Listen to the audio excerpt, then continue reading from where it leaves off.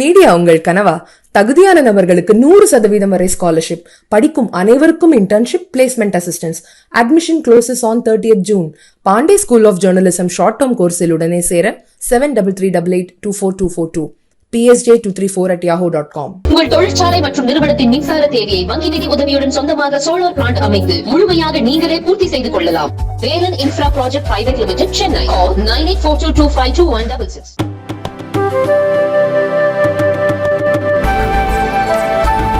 Very first time we are tapping into all of our natural resources, including shifting of goods. Now you just have to imagine, India's GDP is about $3.6 trillion now, and logistics is 13% of it. Now, anything we do in our country by which we increase the pace of movement of goods, we make railways more efficient, we make ports more efficient. For example, Mundra port is the single biggest, largest port in the world, which carries crude at a capacity which other countries can't even imagine. The ports around the Gulf of Kutch, the 3 ports, it's simply whatever Europe is handling, the 3 ports along the Gujarat port, the 3 ports alone handle 20% of Europe's ports capacity.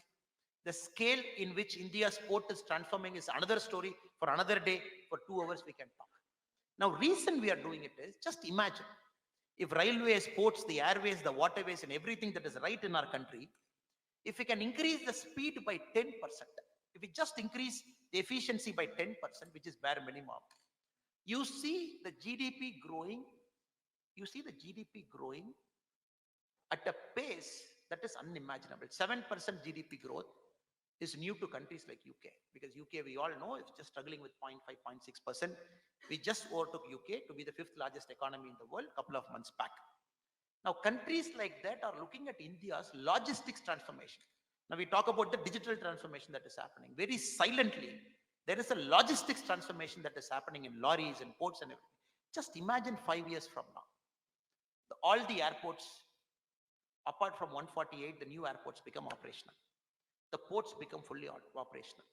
For example, in Gujarat, if you look at the Ahmedabad railway station, it is coming to every single railway station in our country, but Ahmedabad is getting the trial run for it, where one railway station will have the bullet train converging into it, will have the Vande Bharat train going out, will have the city trains entering, will have the normal trains entering. It is more like a hub and a spoke model, which is connected to the airport also by a special shuttle. And this railway station will also have a world-class 5-star hotel inside the Ahmedabad railway station, where you come do meetings. You land in the airport, do meetings, finish the work, take a bullet train from Ahmedabad, Mumbai, which become operational in a couple of years. So all our railway stations are also becoming reimagined as a hub where things actually happen. No more railway stations are the world one. Now Ahmedabad very soon. Then Chennai is going to be the second. Everywhere it is going to happen.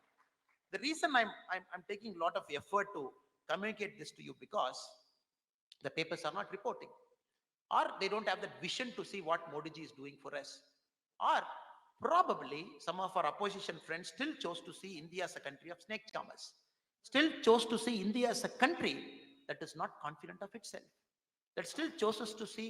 The other day I was seeing a newspaper article. They said, what Prime Minister Modi ji, when our Jawaharlal Nehru ji went to UK or US also, he got a grand reception. When our Indira Gandhi madam went to US also, he got a grand reception. Why you guys are talking about? My friend Rajdeep Sardesi ji was mentioning this. For certain bucks, he mentioned this, for certain bucks of Modi who think India's history is starting from 2014, Rajdeep used this word. He said, look, when Jawaharlal Nehru went also, the president took him in a car, they all drove. It was all goody-goody. Yes, I will tell Rajdeep ji, yes.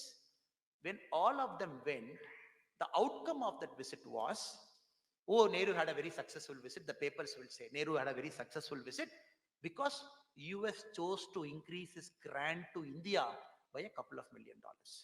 Oh, Indira Gandhi had a great visit because US chose to give a couple of $1 million as aid to India. Or US chose to give free wheat to India. Or US chose to give this to India. Or US chose to give that to India. Now it is not that. Now after this visit, India is getting access to critical technology which was denied to us after the Pokhran blast. After 1998, when the whole country lined up together to deny the critical resource to India, including to our jet engines, to our propulsion systems, to many things that was happening. Now, finally, Americans are waking up. If we don't collaborate with India, these guys are going to invent something in the next 4 or 5 years where we will be forced to buy from this country 10 years from now. That is why you see, for the very first time, the Americans have decided to give its engine to Tejas, especially the General Electric 414F. That is a very critical engine, which they don't give it to others. They decided to give it to Tejas now. Not only giving an engine, technology transfer, manufacturing in India, that India will do. Or the $2 billion deal, where we got the Sky Guardian Predator drone, which we got about 30, which we need now, that critical thing, because India's drone policy is exploding. The drones in India, the policy that is, the innovation that is happening in the drone is simply out of the world. And Americans know he is not selling us for $2 billion. Using this, Americans are trying to collaborate with us in the future drone in the next 5-7 years, because India is all poised. The 30 Sky Guardian drones is very, very, very important. $2 billion we get. 14 drones go to Indian Navy. 8 drones go to Indian Air Force. 8 drones go to the Indian Army. Because we need this drone to patrol the high altitude, especially along the Chinese side, the Pakistani side. We need these drones now.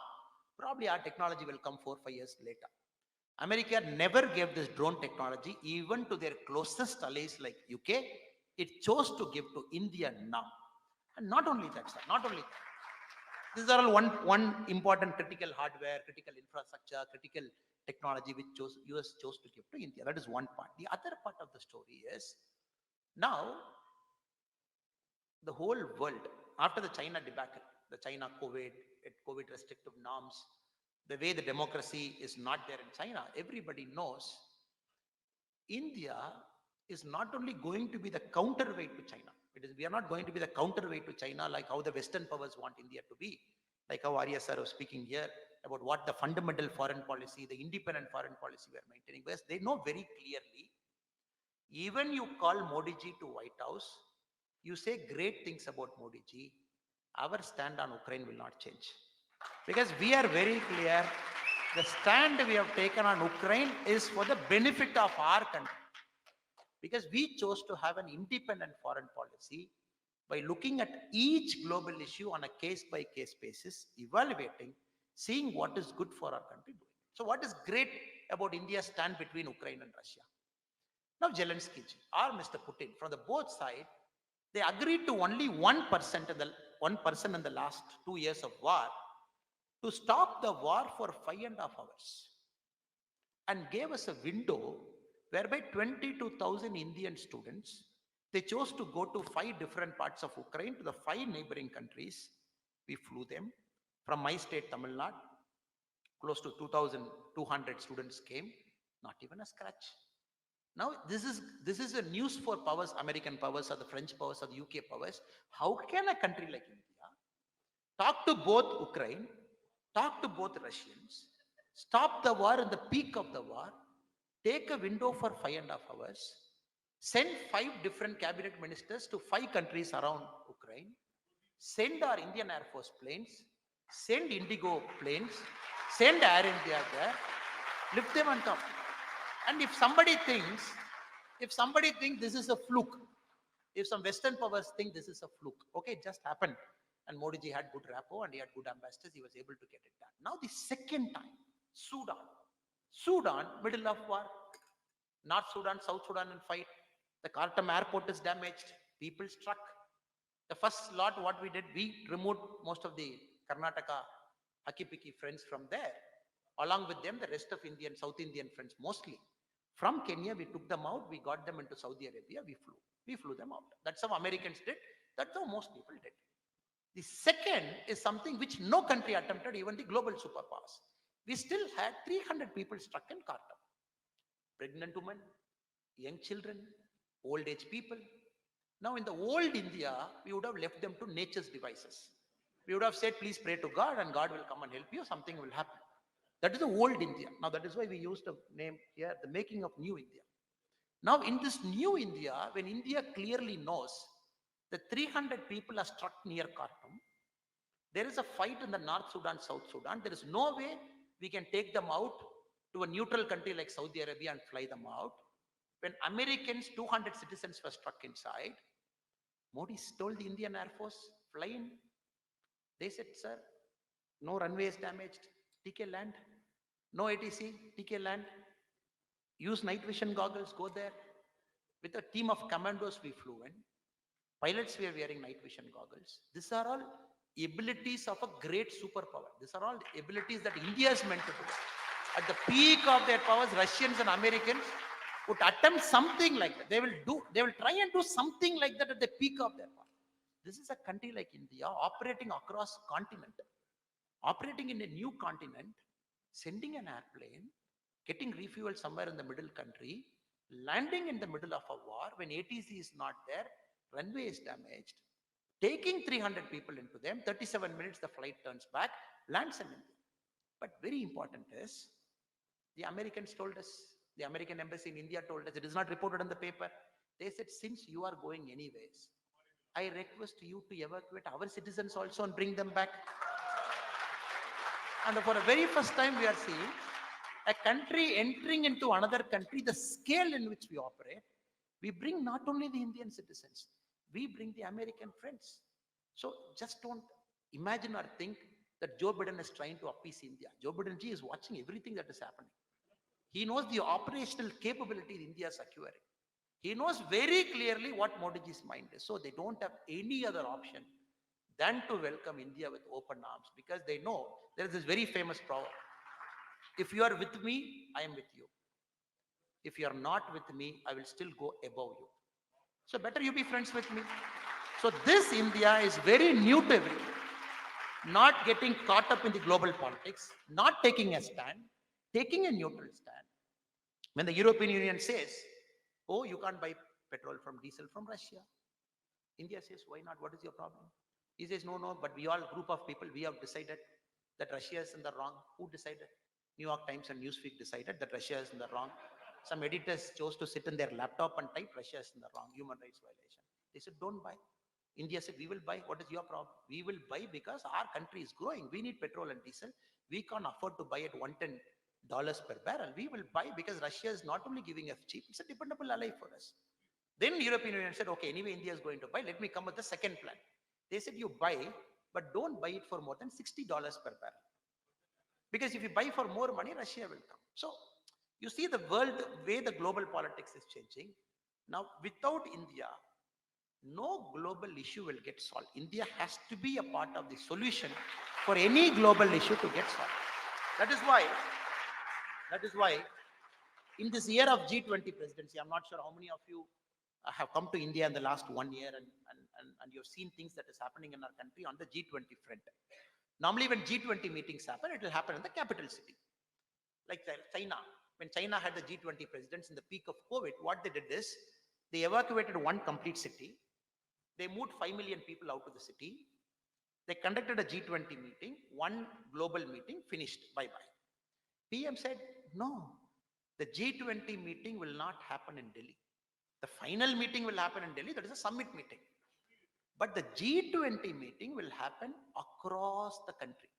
Very first time, a Prime Minister said, the G20 meeting will happen in Mahabalipuram, will happen in Mysore, will happen in Jodhpur, will happen in Coimbatore, will happen in all parts of India, because the G20 friends have to come and see India for themselves to understand what a beautiful civilizational history we have. And not only that, we have gone one step further. If you look at all the G20 meetings, we serve them millets. We don't serve them, we serve millets. Because this year is the International Year of Millets, because India has proposed, because we are going one step further. We are saying, take millets from our land, make it a part of your eating culture.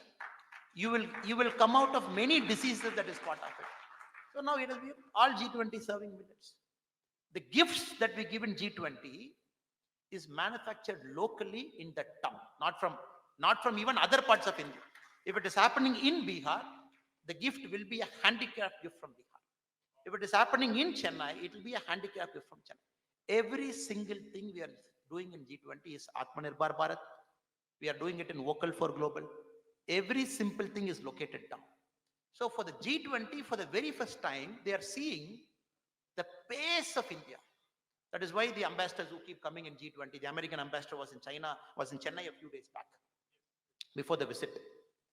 And the Chennai press, the Tamil media generally, they will take a mic and they want anybody who's entering Tamil Nadu to say one bad thing about Modi, so that they will broadcast it for 24 hours.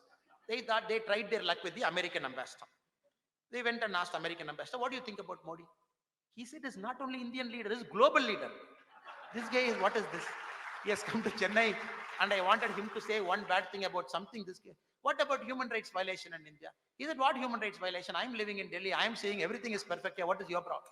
Now, what is happening for the very first time, all these global powers are moving within the country. They are not becoming Delhi-centric. They are moving to southern India. They're moving to northern India. They're moving to northeast. They're moving to western India. They're seeing what is happening in the country. The feedback flows back to their country. Then their presidents know, oh, this is going to be India's era. The pace in which the infra is getting built, the accelerated progress India is making, millions of people getting lifted out of poverty by the sheer force of Mr. Narendra Modi, by his schemes that he has designed, that is making all the global superpowers to sit down and take notice of our country. Now, if I go one step further, sir, again, now, but we want to do it with our culture intact. We don't want to do it like the Chinese way. We don't want to do it with the Japanese way, or we don't want to do the American way. And Modi ji has decided we will do the Indian way. We will do it our way. So right now we are about $3.6 trillion. Now the fourth and third, we have two countries above us. We have Japan and we have Germany right above us before China. They are within the catchable area. One country is about 4.3 trillion, another country is about 4.9 trillion. So possibly before 2031, we will catch hold of the two countries also. And Americans will be there, Chinese will be there, Indians will be there by 2031. And PM says by 2047, we should overtake them also. But we don't want to earn a label called the world's greatest country in terms of measurement of wealth alone. PM is very clear in many of his speeches. He says, we will do it the Bharatiya way. We will do it the Indian way with our culture intact. Now, one of the greatest indicator of our culture is how we respect our culture in temples, museums, how we preserve our old artifacts, the kind of respect we give. We all know India as a country, the largest number of artifacts looted out of a country in the last 100 years, India is the #1 country where looting has happened on a scale, unimaginable scale. There was a viceroy in India, East India time. He saw the Taj Mahal. What did he say?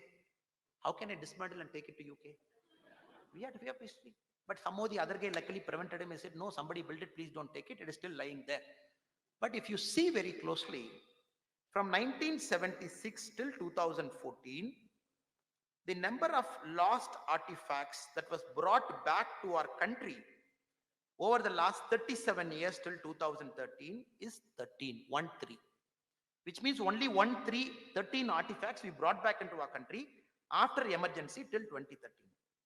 Now, after Modi ji took over, before the US visit, the number of artifacts brought back into our country is 238. 238. Now we got a bumper.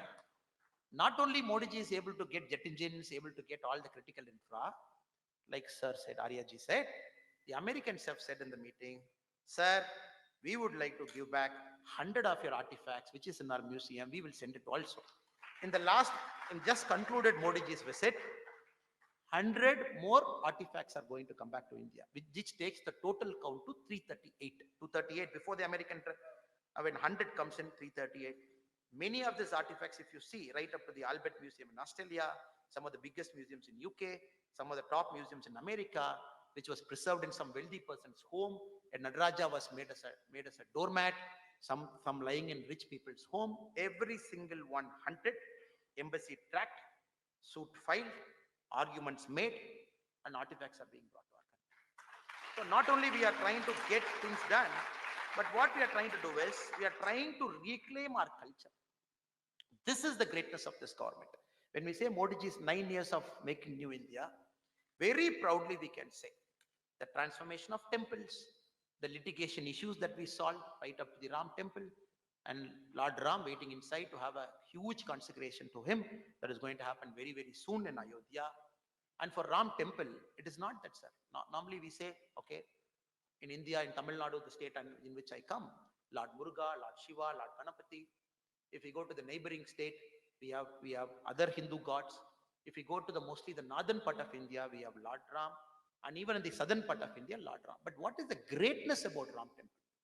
The greatness about Ram temple is for the collective drive that happened, for the collection drive that the Ram temple committee, it wanted a voluntary contribution from the public, and they wanted everybody to contribute in making of this temple, which will stand as the symbol for India's cultural heritage for the many, many years to come. Now, what happened in a state like Tamil Nadu?